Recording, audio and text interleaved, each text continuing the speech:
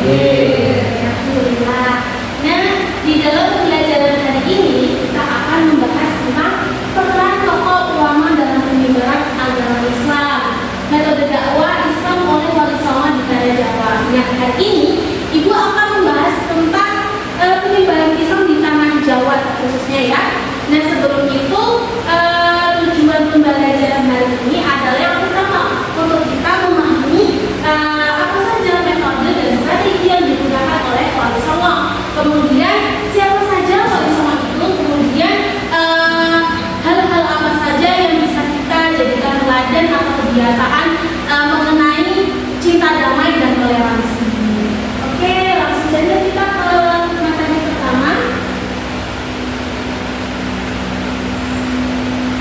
Yang pertama adalah dakwah Islam periode Pra-Wali Songo. Pra-Wali Songo berarti sebelum kedatangan sebelum dibentuknya Wali Songo. Nah, Islam masuk ke Indonesia pada abad ke-7 Masehi melalui pedagang Arab. Namun di sini ada teori-teori yang dipercaya seperti Islam masuk ke Indonesia pada abad ke-7 Masehi melalui pedagang Arab adalah menurut teori Mekah. Kemudian yang kedua teori Gujarat, kemudian Tiongkok, yang terakhir apa? Persia. Berarti apa saja? Teori Mekah, Gujarat, Tiongkok, Persia. Nah, bukti awal adanya Islam dipercaya ada di abad 7 Masehi di Indonesia adalah catatan dinasti Tang tentang pedagang Arab di masa Ratu Sima, Kerajaan Kalinga, salah satu kerajaan terkuat di Indonesia. Kemudian pada abad ke-10 migrasi keluarga Persia, ada keluarga Lor, Jawani, Syiah, dan Rumai.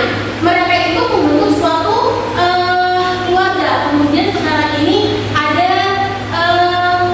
pedesaan yang masih kental dengan adat-adat Islamnya masing-masing. Kemudian dakwah belum diterima secara luas dan banyak penolakan.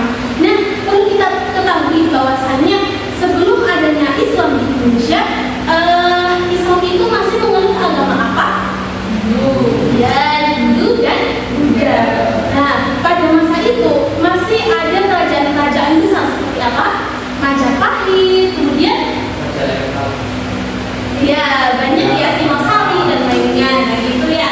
Kemudian di masa itu masih kental dengan agama mereka sehingga adanya Islam di sana kemudian mempengaruhi politik sehingga ada yang menolak secara keras Islam masuk di Nusantara. Kemudian pada abad ke-15 baru Islam mulai diterima di Indonesia. Kemudian ada pun bukti arkeologis makam Fatimah binti Maimun 1822 Masehi di daerah Gresik. Nah, ini adalah salah satu bukti sejarah bahwasanya Islam pernah mendiami Indonesia sejak abad ke-16, yaitu ditemukannya lisan bertuliskan Arab. Nah, kemudian ada pun tokoh penting seperti Syekh Maulana Ma'arif Ibrahim yang merupakan salah satu pelopor dari terbentuknya Sunan Wali Songo. Jadi pelopornya adalah Syekh Maulana Ma'arif Ibrahim. Nah, dalam masa masuknya Islam di Nusantara itu menggunakan metode yang bukan menggunakan kekerasan atau peperangan, namun menggunakan metode strategi tajdid, yaitu bertahap. Dengan para ulama itu menyebarkan Islam secara bertahap, tidak memaksakan kepercayaan mereka, dan ada menghari atau tidak menyakiti. Kemudian selanjutnya adalah sejarah dakwah Islam Wali Songo. Nah, wali adalah berarti kekasih Allah. Kemudian Songo berasal dari bahasa Jawa yang berarti 9. Wali Songo adalah 9 tokoh suci atau pemimpin penyebar Islam di Tanah Jawa pada abad ke-15 sampai 16 Masehi. Kemudian pada versi lain tidak disebutkan Wali Songo tapi Wali Sono. Wali Sono itu berarti wali yang terpuji. Jadi ada dua keyakinan berbeda, tapi kebanyakan menyebutnya Wali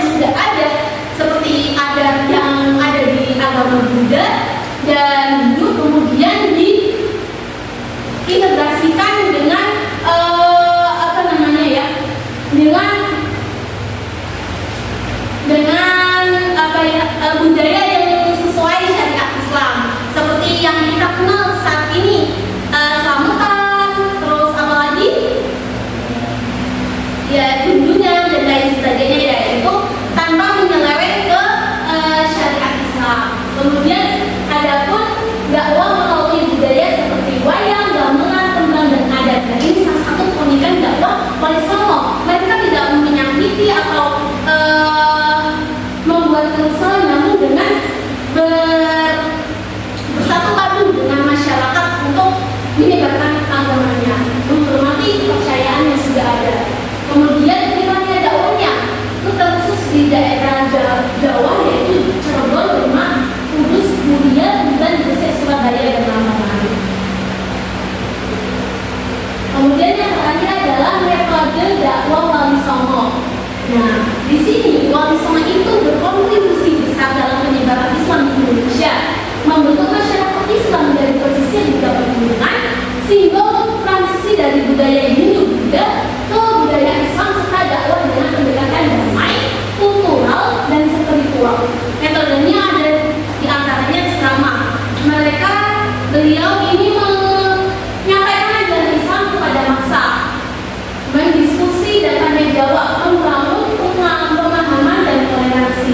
Nah, ketika diskusi dan tanya jawab itu tidak hanya terkadang umat muslim saja, namun juga membawa bersama untuk menyelesaikan masalah mereka. Kemudian di situ terkadang ada diskusi yang berkaitan dengan ajaran, kemudian ada ketertarikan di sana. Kemudian keteladanan menjadi panutan dalam ibadah dan kehidupan, pendidikan lewat pesantren, pengajian dan transfer nilai. Yang seperti kita kenal saat ini adalah adanya pesantren-pesantren tradisional, yaitu adalah salah satu lembaga pendidikan yang diwariskan oleh para sunan. Kemudian adanya bid'ah dan ekspansi mengiring dari luar Jawa. Nah, ini adalah salah satu metode bahwa di sana itu tidak hanya menyebarkan Islam di tanah Jawa saja, namun dengan pendidikan pesantren yang mereka miliki, kemudian membina tokoh-tokoh ulama menjadi dai, kemudian mengirimkannya ke berbagai daerah di Indonesia seperti Ternate itu menciptakan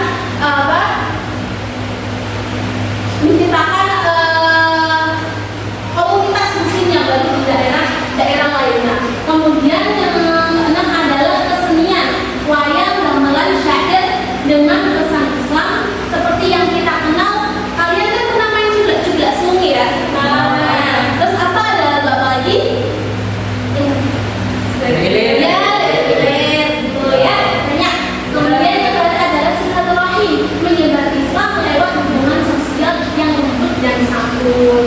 Nah, nilai strategis dakwah Wali Songo ini akulturalis, tadi memadukan Islam dengan budaya lokal yang ada tanpa menyeleweng ke syariat Islam dengan tetap mempertahankan kebudayaan yang ada. Kemudian berlatar pada sunisme, Sunni Asy'ari Al-Ghazali serta dakwah penuh hikmah, kasih sayang dan adab.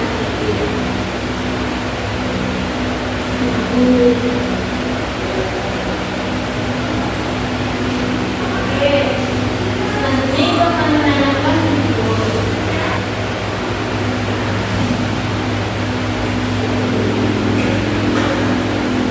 penyebaran Islam di Nusantara merupakan salah satu proses yang sangat penting dalam sejarah Indonesia. Islam dapat diterima oleh masyarakat di Nusantara selain karena keagungan inti ajarannya, tetapi juga seperti dakwah yang diterima.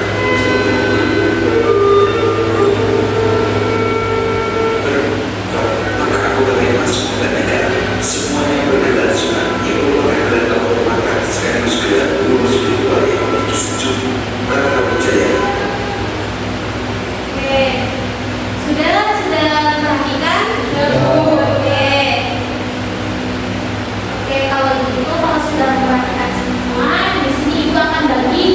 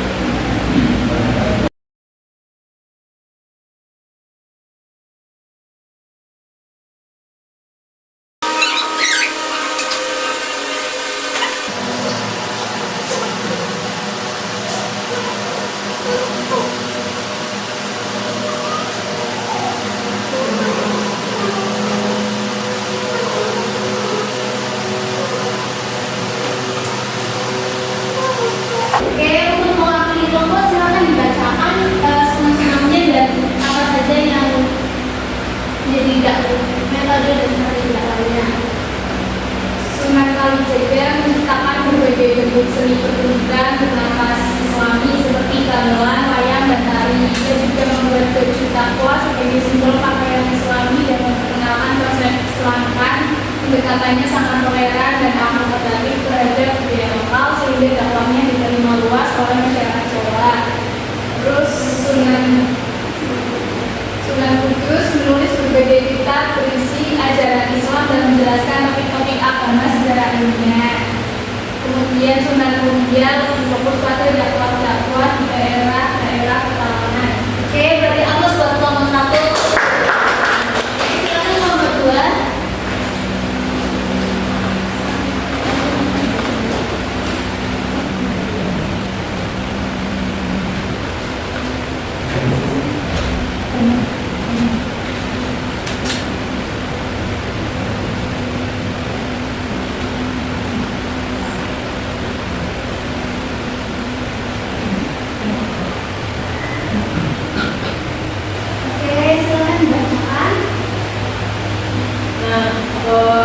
Menggunakan seni wayang kulit untuk menyebarkan ajaran Islam dengan memadukan cerita wayang dengan nilai-nilai Islami.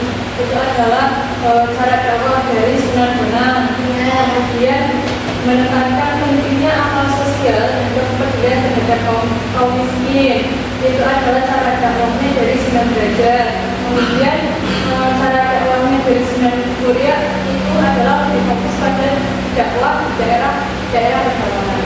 Kita beri aplaus buat kelompok 2. Silakan kelompok 3.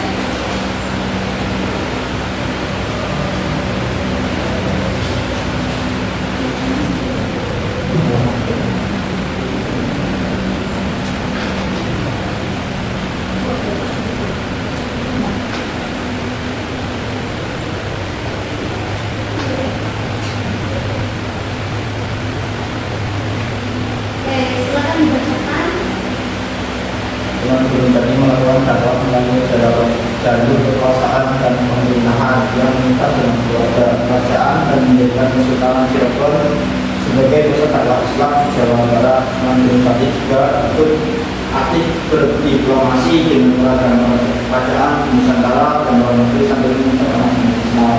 Oke, nah dari aplaus buat kelompok 3. Dari sini dapat kita pahami bahwasanya Wali Songo memiliki 9 anggota yang memiliki tugasnya sama, yaitu menyebarkan Islam di Indonesia. Kemudian ada berbagai cara atau strategi yang mereka lakukan untuk menggunakan pendekatan yang lebih damai dan toleran, dengan yaitu ada di antaranya membuat pesantren, kemudian kesenian seperti menggunakan wayang. Wayang itu biasanya diselingi dengan berbagai cerita yang mengandung nilai moral, seperti adanya kita pernah lihat seperti rukun iman namun menggunakan bahasa Jawa gitu. Kemudian ada Sunan Muria yang lebih fokus dakwah di daerah pedalaman dan lain sebagainya. Oke, dapat dipahami ya.